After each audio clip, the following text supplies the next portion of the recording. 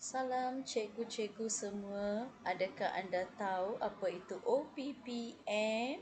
Inilah dia One Page Project Manager. Ada beberapa cikgu atau guru yang masih tidak mahir bagaimana nak isikan One Page Project Manager. Okay, last time kita buat dalam aktiviti-aktiviti ya, semua utama ke panitia ke kurikulum ke co-kurikulum, apa jua aktiviti secara takwim beberapa kertas, tetapi kita sekarang hanya fitkan dalam satu page sahaja. Itulah One Page Project Manager membantu kita. Okey, bagaimana nak isikan? Okey, contohnya saya ketua projek Rajati Rameya, ketua panitia bahasa Tamil. Okey, objektifnya untuk melonjakkan pencapaian murid melalui keberkesanan PDPC dan aktiviti sampingan. Okey, projek dia kemenjadian murid. Okey, first of all, kena tengok di sini. Ada telah berikan tugas utama, nama program atau aktiviti. Ini pula tarikh dan juga sasaran iaitu minggu ya.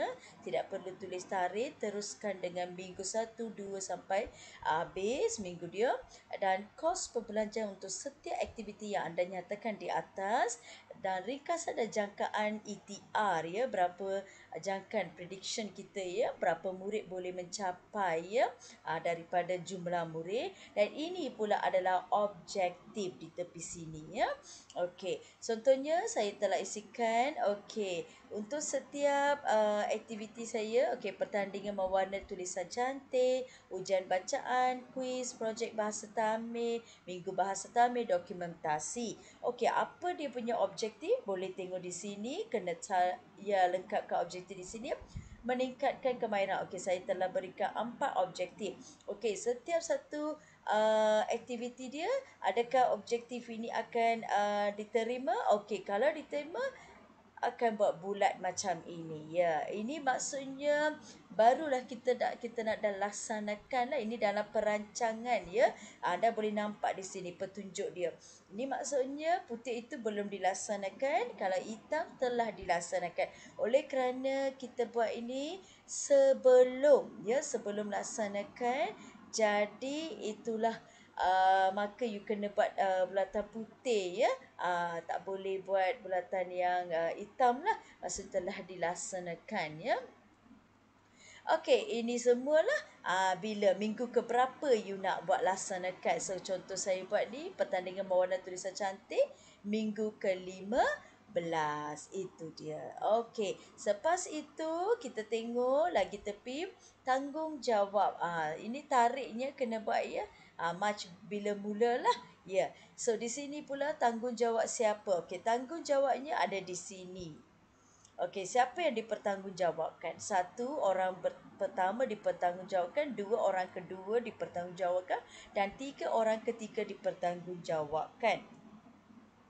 Oleh kerana ini mestilah ketua jabatan kita iaitu guru besar yang akan jadi orang pertama dipertanggungjawabkan, and then because of this is a panitia, so PK pentadbiran menjadi orang kedua, PKM, PK Koko tak ada dipertanggungjawabkan, dan ketua panitia kita punya tugasan lah ya, ketua panitia pun tanggungjawab orang ketiga yang dipertanggungjawabkan. Okey, selepas sudah isi semua, kita pergi ke sini kos. Okey, ambil yang sama aktiviti tu masuk ke sini. Pertandingan mewarna. Okey, pastikan ya kos anda itu tidak boleh melebihi daripada peruntukan setahun yang anda berikan di sekolah ya. Okey, so pertandingan mewarna dan tulisan cantik peringkat sekolah saya bagi RM54, ujian bacaan tiada, kuis tak ada, minggu bahasa RM54, projek bahasa Tamil saya pun RM54. Okey. So, sudah siap? Okey, pergilah ke sini ringkasan dan jangkaan pula isikan di sini. Iaitu murid-murid boleh membaca perkataan Tamil dengan betul. Ya, berapa orang lah. Apa you punya target dia. Yes, so tolong isikan di sini. So, inilah satu dia One Page Project Manager. Sangat-sangat mudah untuk buat. Ya, so itu dia.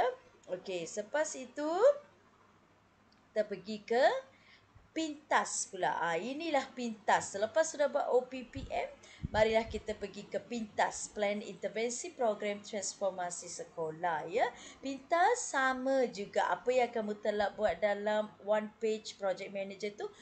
Ya, shipkan di sinilah dalam bentuk ini. Itu saja, sangat senang.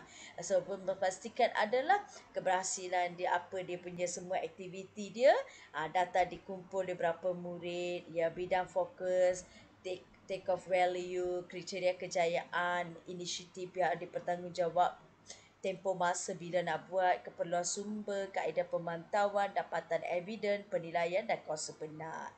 So ini semua dia lah. Ini dia pintas. So itu sahaja daripada saya. So I harap cikgu-cikgu boleh dah faham lah. Ada satu picture ya bagaimana nak buat one page report, gunakan project manager, and then dan juga pintas. Itu saja daripada saya. Sekian, terima kasih.